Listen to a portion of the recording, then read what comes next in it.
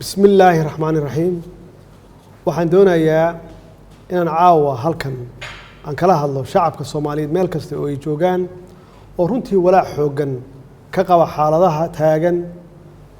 iyo mustaqbalka dalka sida aan marar badan aan u cadeynay waxaan diyaar u nahay in dalku doorasho ay ka dhacdo waqtigeedana ay ku dhacdo si nabdoonna ay u dhacdo balse nasiib darro waxa caqabad ku ahaa dad gaar ah iyo dawladda shisheeye oo ujeedkoodu ahaa in dalka ay foodo ay ka dhacdo ama foodo la geliyo burbur iyo kala qaybsanaan dib loogu celiyo si uu u dhaco firaaq dastuuri ah annagu ka dawlad ahaan mar kasta waxaan diyaar u nahay ama aan u ahayn in la qabto doorasho aan shuruud ku xirnayn oo saldhigeedu yahay heshiisyadii hore loo gaaray ee 17 Sebtembar 2020 iyo talooyinkii ama tala-bixintii guddiga farsamada ay ku gaareen magaalada Baydhabo 16 Febraayo 2021 waxaan bogaadinayaa dadaaladii nabadda ee ra'iisul wasaaraha iyo madaxweynayaasha Galmudug Hirshabeelle Koonfur Galbeed iyo gudoomiyaha gobolka Banaadir anigoo soo dhaweynaya baaqyadii ay ka soo saareen arrimaha doorashooyinka haddaba si loo suurtageliyo qabashada doorasho ku salaysan heshiisyadaas aan soo xusnay waxaan ugu horeyn aan ugu baaqayaa dhammaan dhinacyada Soomaaliyeed in la joojiyo wax kasta oo dalka u horseedi kara xasilooni darro oo ay ka mid tahay siyaasadeynta arrimaha ciidamada kala qaybinta bulshada iyo burburinta hantida dadweynaha shacabka Soomaaliyeed ee sharafta leh waxaa maragma doonta ah in aan mar walba ayna garab taagnaayeen walina ay na garab taagan yihiin ama ay garab taagan yihiin dowladnimada Soomaaliya waxaad muujiseen dulqaad waxaad muujiseen bisayl iyo dal jacayl waxaa markii la i doortay aad u soo baxdeen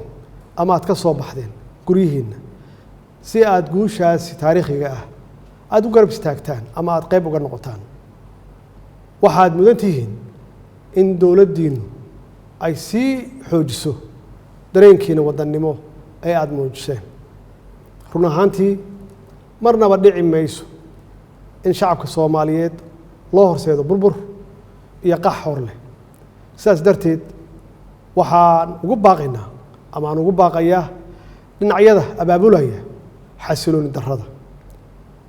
oo ay ka mid yihiin siyaasiyiin shalay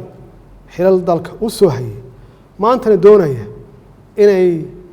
xilkaas iyo mid la mid ah ay qabtaan inay u horseedaan foodo si ay kursi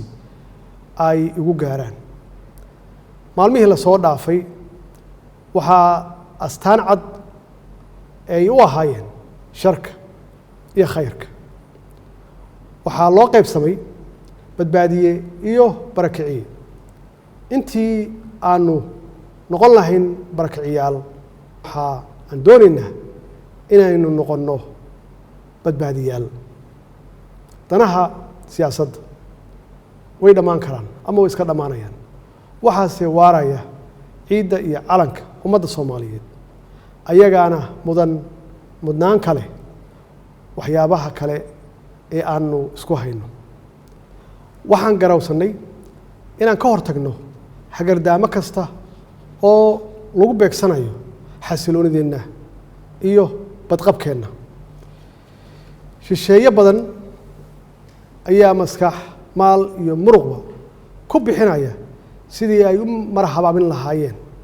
horumarka ummadda Soomaaliyeed si ay u helaan ama ay uga helaan dana u gaar ah annaguna waxaan ku dadaalnay inaan gaashaanka ku dhufanno waxaanu diidnay in dhallinyaradeenna laga dhigto xaabo la shito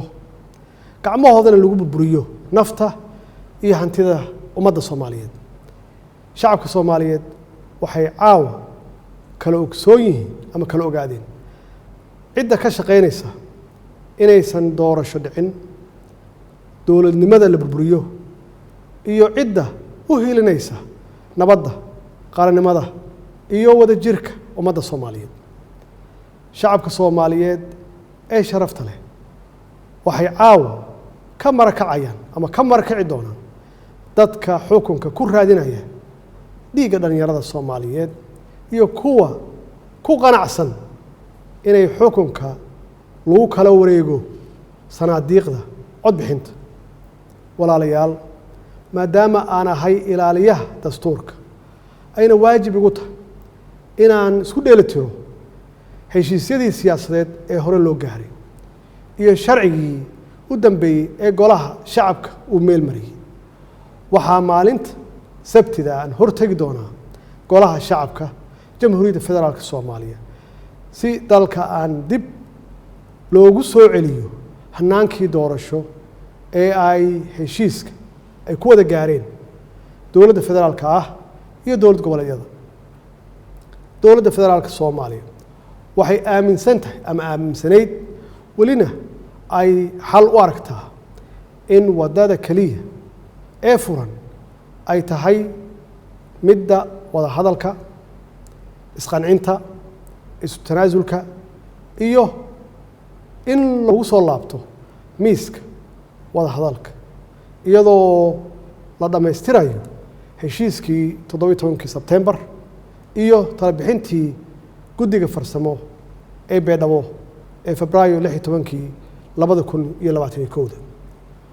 waxaan dhammaan saxiixayaasha heshiiskii 17 Sebtembar aan ugu baaqaya